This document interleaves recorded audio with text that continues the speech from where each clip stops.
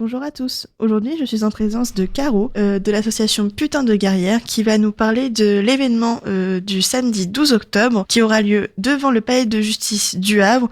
Donc, bonjour Caroline. Bonjour.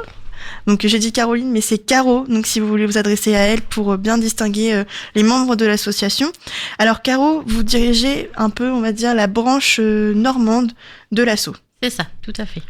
Est-ce qu'on pourrait rappeler ce qu'est Putain de Guerrière ? Donc, Putain de Guerrière, c'est une association qui a pour but de venir en aide aux hommes et aux femmes, principalement les femmes, malheureusement, dans ce contexte-là, victimes de violences conjugales.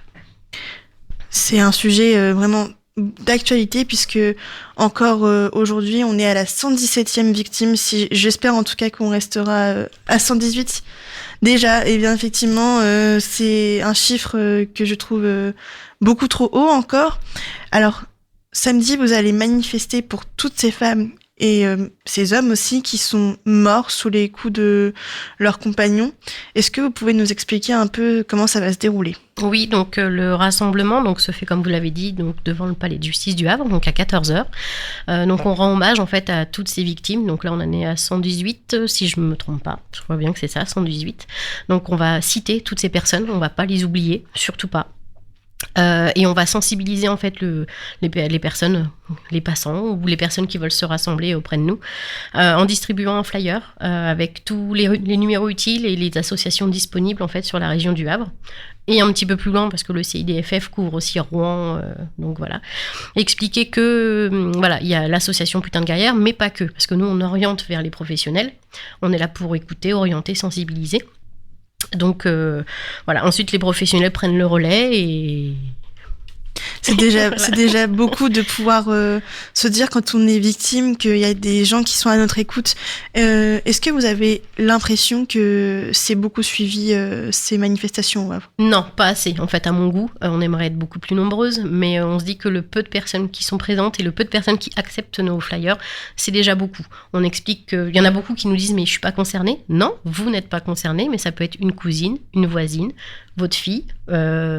une tante, enfin n'importe qui autour de vous qui peut être concerné. Il y en a beaucoup qui prennent le document en disant ah oui effectivement j'ai une voisine, on entend beaucoup crier chez elle, si ça peut l'aider, voilà, c'est des petites choses, mais voilà, petit à petit en fait on espère que faire changer les mentalités, non, ça va être compliqué, parce que vous avez dit que c'était un sujet d'actualité, les féminicides, mais en fait c'est un sujet qui a toujours existé et on commence seulement à en parler maintenant. On a mis un nom sur les féminicides, parce qu'avant, on appelait ça un crime passionnel, ou... Non, on tue pas par passion, on tue pas par amour, féminicide, voilà. On parle des femmes, vraiment. Et comment est-ce qu'on pourrait faire pour vous aider si on a envie vraiment d'être acteur, en fait, de l'aide pour lutter contre les violences conjugales ? Donc nous rejoindre au sein de l'association, c'est-à-dire devenir bénévole en fait. On peut ouvrir la porte de sa maison pour une nuit pour protéger en fait une femme, ses enfants. On peut aussi diffuser en fait, relayer nos infos, c'est déjà beaucoup parce on travaille beaucoup par le biais des réseaux sociaux, Facebook, Instagram et puis Twitter. Voilà, nous soutenir et voilà, comment expliquer ? Là, par exemple, le rassemblement, c'est vraiment c'est des initiatives personnelles. Je serai là samedi, mais par contre, je ne suis pas forcément obligée d'être là. C'est-à-dire que des personnes qui veulent prendre le relais peuvent faire elles-mêmes le rassemblement pour qu'on puisse aller, nous, éventuellement, dans d'autres villes. Rouen, par exemple, Rouen, j'ai rien pour samedi. Donc voilà, c'est... Tout le monde est acteur de ce qui peut se passer, pour faire passer les messages. Donc si les personnes sont sensibles à cette cause... Ils peuvent prendre le relais et passer donc par le site de l'asso et nous dire voilà, moi j'organise telle chose tel jour et je suis ok et je vous suis et je prends le relais. Donc ça c'est bien aussi. Oui, parce qu'effectivement au Havre, il n'y aura pas que vous, il va y avoir d'autres associations avec vous. Oui, donc en fait pour samedi on a l'association La 105e qui va nous rejoindre, qui est co-organisatrice avec nous. Donc la 105e c'est l'association qui a été créée par les amis de Johanna. Donc Johanna, 105e victime sur la région du Havre. Au mois de septembre, donc ses amis ont créé une asso pour faire la même chose que nous en fait, venir en aide aux victimes de violences conjugales. Et elles sont encore toutes jeunes. Ils sont encore toutes jeunes, voilà.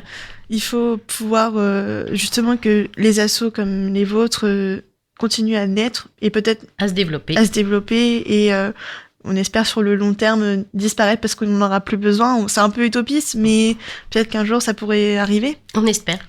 Voilà. Il y a encore du travail. Il y a encore du travail, mais merci pour le travail que vous faites pour ces personnes. Merci à vous de nous avoir laissé du temps. Est-ce qu'on peut rappeler donc le point de rendez-vous et l'heure de la manifestation ? Oui, donc c'est samedi 12 octobre devant le Palais de Justice du Havre de 14h à 16h. Merci beaucoup. Merci à vous.